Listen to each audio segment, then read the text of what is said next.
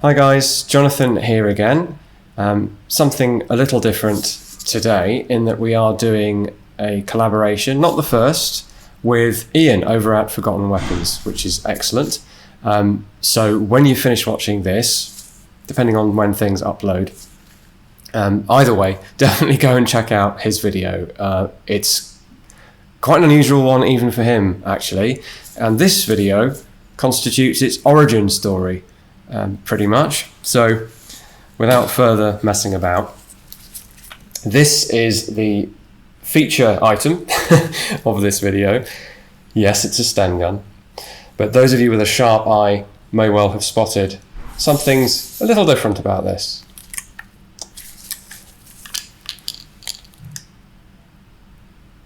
I think that might help if you haven't spotted it already.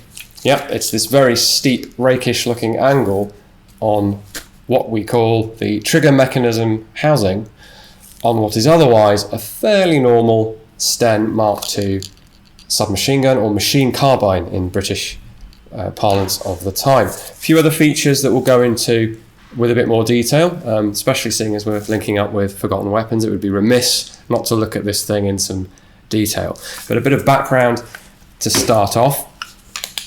So this is a Chinese Sten gun. Now you might have come across, again, perhaps on Forgotten Weapons, Chinese Stens that run on 7.62 by 25 Tokarev / Papasha submachine gun ammunition.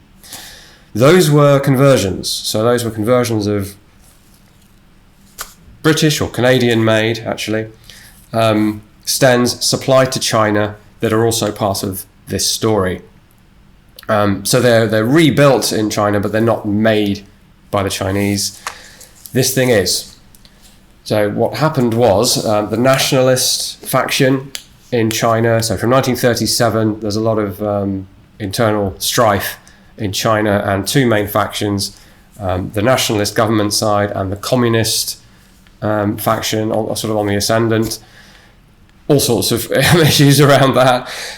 That conflict was kind of put on hold for the duration of the Second World War, sort of. We won't get into the military history or the politics of that. Suffice to say that it was the nationalist Chinese who decided to reverse engineer these Canadian Stens and produce their own. So they're really quite impressive. The quality apparently does vary. We have two of these. Both of them seem to have been refinished at some point. I don't know if while over in China or after they were recovered, I don't know, but there's some pretty heavy pitting on these that's then been finished over. So let's go and check out some of the details of this thing and a couple of other Stens that are relevant. Okay, here we are with the Chinese nationalist Sten Mark II, although technically I guess it'd be a Mark I because it's the only Mark we know about, but it's a copy of the British Mark II, obviously. So the first thing to look at are the markings. So the magazine well has the sunburst with bow and arrow inside it, and also a circle with quadrants with ring dots inside them. I don't know the true significance of those markings, except that Peter Laidler tells us that they pertain to the 21st Arsenal, where these were exclusively made, apparently. And the serial number, obviously, is below that. We've no other markings on the magazine well. That, what looks like damage there is, I believe, forging flaws in the sheet metal, but there is pitting on this thing, so it is possible that is old damage that's been cleaned back and then the whole thing's been refinished at some point, whether in its service life or by the British, I don't know. Glossing over that interesting feature for the moment, so two more markings on the trigger mechanism housing, or the rear part of the receiver actually. It does house the trigger mechanism. So we have a character here that means country or nation, I believe. Please correct me if I'm wrong. And below that, the marking for military. So this simply says, these are presumably property marks for the nationalist Chinese government. So we have this odd little pattern of cocking handle, not a million miles away from the British, some of the British patterns anyway, but seems oddly elaborate for what is a simplified version of an already simple gun. It's got knurling on it, it's quite a pronounced shape here. I'm not sure why this isn't just a bit of metal, frankly, but hey. And then the really interesting bit is this. Okay, so here on the table, on top we have a conventional Mark II Sten, British or Canadian, doesn't really matter. Except that it's sectioned, so we can see what's going on inside, which will become useful in a moment. And on the bottom we have one of our Chinese nationalist Stens with its very straight edge trigger mechanism housing casing. And you can see with these removed that actually the two guns share the same basic design of lower receiver, trigger mechanism housing, whatever you'd like to call it. It's just that the Chinese one actually respects the lines of that receiver, which means it can be a lot simpler. You literally can just stamp, bend that twice, press out these dimples, a couple of cuts / holes, and you're done. Same sort of process for the conventional Mark II housing, but you've then got to bend it around into a curve, which takes a little bit of extra time per gun, slows down the whole production process, costs you a bit more as well. This is sectioned, of course, shouldn't have that hole in it. And you can see right away why this has this belly. So why does the Sten have a beer gut? It's because of this extra bit hanging out the bottom. And that's all because we've had to shunt the whole mechanism down by about ½ an inch in order to accommodate semi-automatic mode. This gun is automatic only. There's a nice straight trigger bar running from the top of the trigger, which you sadly can't easily see, to the bottom of the sear, which operates in here. We'll look at it on the conventional Sten in a moment, so you should get a sense of how that works if you don't know already. If we turn it upside down, you can see the mechanism working. If I get the angle right, just about see the trigger bar buried in there, straight bit of metal, so that's cheaper and easier to make as well. And a spring on the bottom to reassert that sear. So the sear is rocking, dropping out of the way of the bolt, allowing it to fly forward under spring pressure from this great big spring to chamber and fire around and blow back to the starting position. And on automatic, as long as you hold the trigger down, it's just going to keep blowing back and forth. That's how a blowback submachine gun works. But that's about as much as this can tell us, so let's move it out of the way. So when we push the selector through left to right, so that it's on R for repetition, semi-automatic, and we pull the trigger, you can see through that window where my thumb is, the sear drops to let the bolt fly forward, just as before, but now that front sticky-uppy bit of the trigger bar is in the way of the same shiny surface on the back of the bolt, and the bar gets tripped by that surface, which pops the whole trigger bar down out of engagement with the sear, the bottom of the sear here. So, when we let go of the trigger, the bar moves to the rear and under spring pressure here, pops back up, back into engagement, giving us back our working mechanism.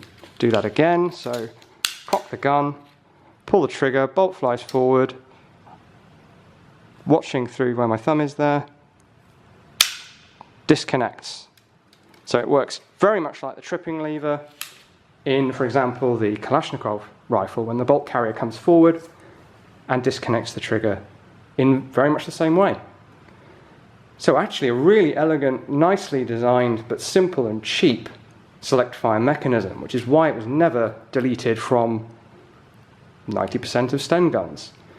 But you can also see why, if all you care about is automatic fire,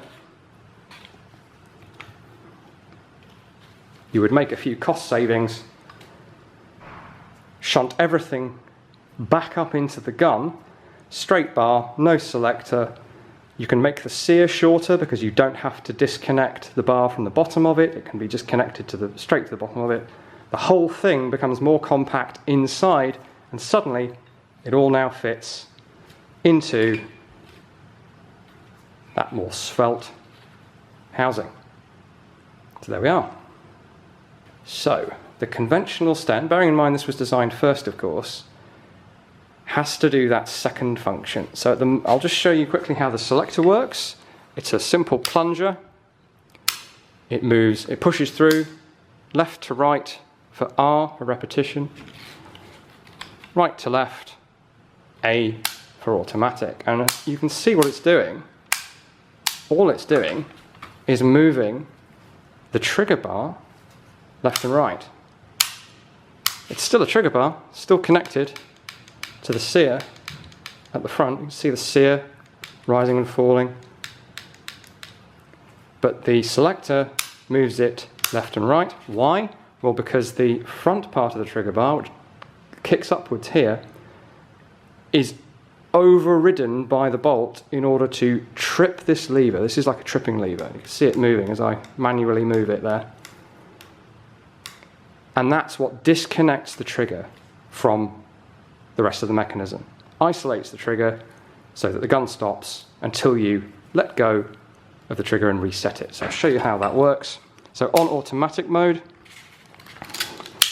we cock the gun.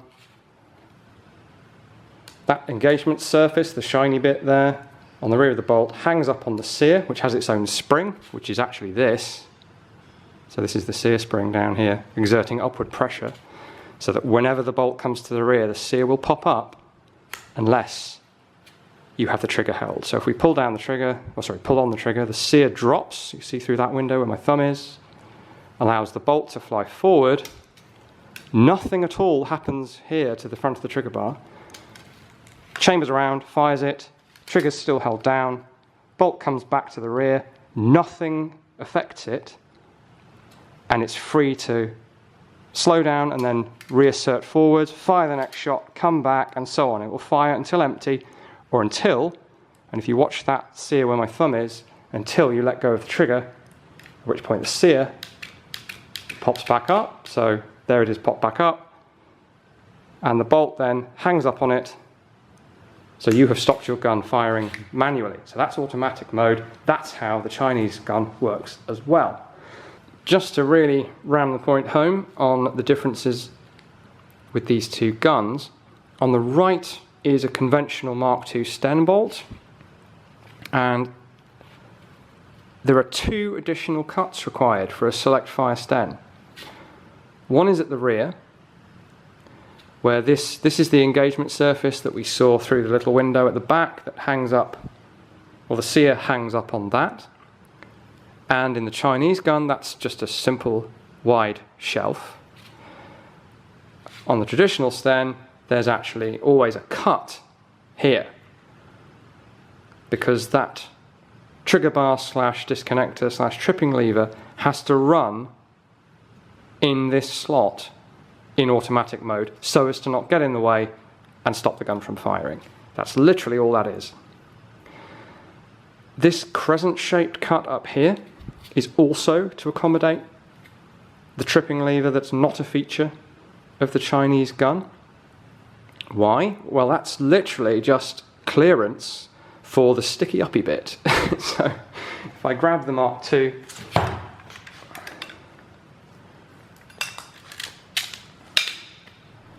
and we look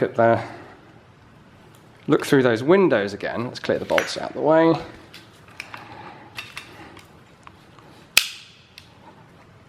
So with the bolt to the rear, well, so what? Why on earth would you need a cutout up there? So there is the crescent-shaped cutout on the bottom of the bolt. You can see it change shape there, and there is the sticky uppy bit. Now, the reason that's there is if we turn the gun over, a very important safety feature of these relatively early blowback guns is the ability to rotate the whole bolt through, I don't know, 15 degrees, something like that. in order to lock into this safety notch in the receiver. It means it's relatively quick to get into action. You just pull that out of the slot and you can shoot, but it means it's not going to accidentally fly forward and fire the gun. So it's that rotation of the bolt that is accommodated by having that cutout on the bottom of the bolt. So there's the very back of that cutout, and there's the equivalent shape on the bolt out of the gun. And what's happening is that because that thing sticks up, if this was straight, if we had the Chinese bolt in the gun, it would stop. You couldn't rotate it past that bit of the trigger bar at the front there. It would just jam up and you wouldn't be able to put it in safe condition.